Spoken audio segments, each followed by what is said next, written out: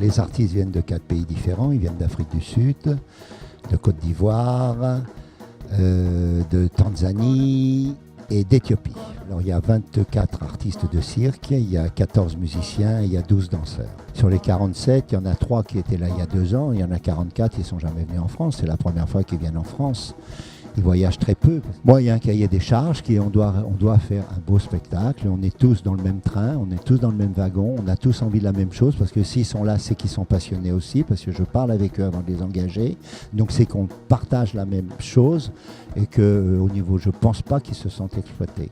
En tout cas, c'est pas comme ça que je vois les choses. Je garde une distance dans le montage du spectacle parce que je les mets à rude épreuve. Je leur demande beaucoup d'efforts, je demande qu'ils changent beaucoup de choses qu'ils ont travaillées, qu'ils ont créées. Je vais les modifier et c'est toujours très dur pour un artiste. Quand il a un numéro de 5 minutes, je vais lui en demander 4 et je vais lui dire ce qu'il faut supprimer dans le numéro. Donc il y a des négociations qui se font parce qu'il ne faut pas non plus les blesser. Parce qu'ils ont fait, s'ils sont là, c'est qu'ils sont bons déjà. S'il y a un blocage du côté de l'artiste, à ce moment-là, c'est moi qui y vais et je dis c'est comme ça et pas autrement. C'est moi qui décide. Mais c'est une famille. À partir du moment où ils arrivent ici, c'est une famille.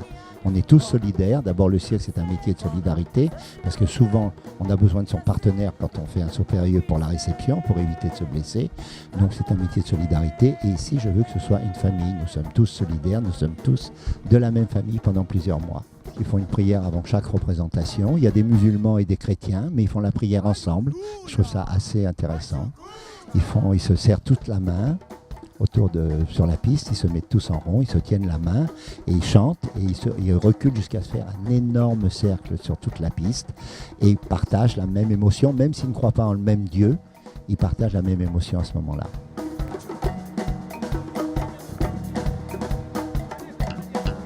Par exemple, en Afrique, ils ont tous le même salaire. Chaque artiste touche le même salaire. C'est pareil avec les Chinois.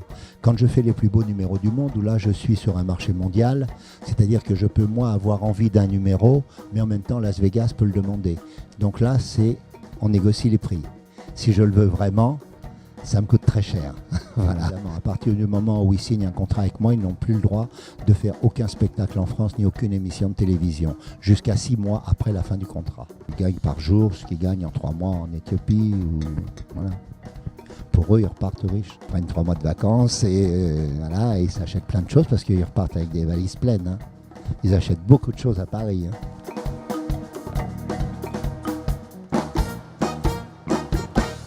Le casting a été fait il y a à peu près 2 ans.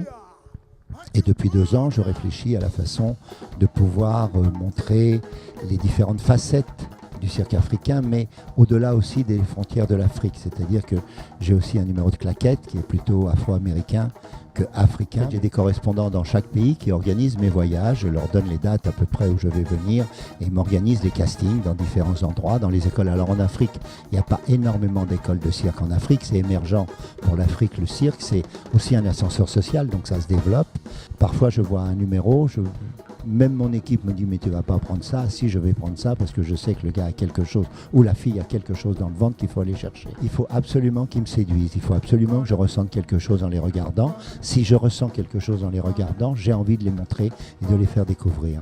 Et il faut me toucher pour venir travailler au Cirque Phoenix.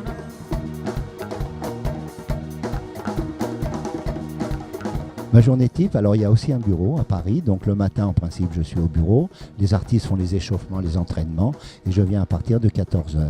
À 14h, il y a chaque numéro, on fait les raccords musique, parce que beaucoup les numéros ont travaillé avec des bandes et pas avec l'orchestre, donc ça change tout de travailler avec l'orchestre. Et puis ensuite, on va faire un premier filage dimanche en fin d'après-midi. Là, on va regarder toute la première partie, un premier filage technique pour voir les sorties, les entrées de matériel. Après, on fera un filage en costume pour pouvoir filmer et qu'on crée les lumières en fonction des costumes. Et le lendemain, on fait la même chose pour la seconde partie. Et à partir de mercredi, on filera les 2 parties les unes derrière les autres, plusieurs fois jusqu'à jeudi soir, où il y aura du public. Et c'est quand il y a le public, le premier public, que je peux faire les derniers réglages pour savoir où il y a quelques secondes de trop, où là on perd un peu d'émotion, où là on perd un peu de rythme, où c'est trop long le matériel, c'est pas beau, il faut trouver une autre solution. Ayuyuya!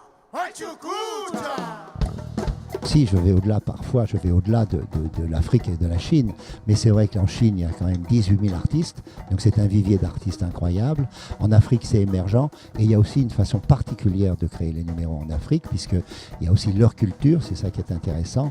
Et c'est pour ça que depuis 2 ans, depuis 4 ans, je fais l'alternance Chine et Afrique. En 2010, c'était les plus beaux numéros du monde. En 2008, j'ai fait de la 3D avec une abeille en relief et en extraction d'images qui parlait. On distribuait 6000 paires de lunettes à chaque séance et l'abeille parlait à 1 mètre de chaque spectateur. Mais je peux vous dire qu'en 2017, ce sera Cuba.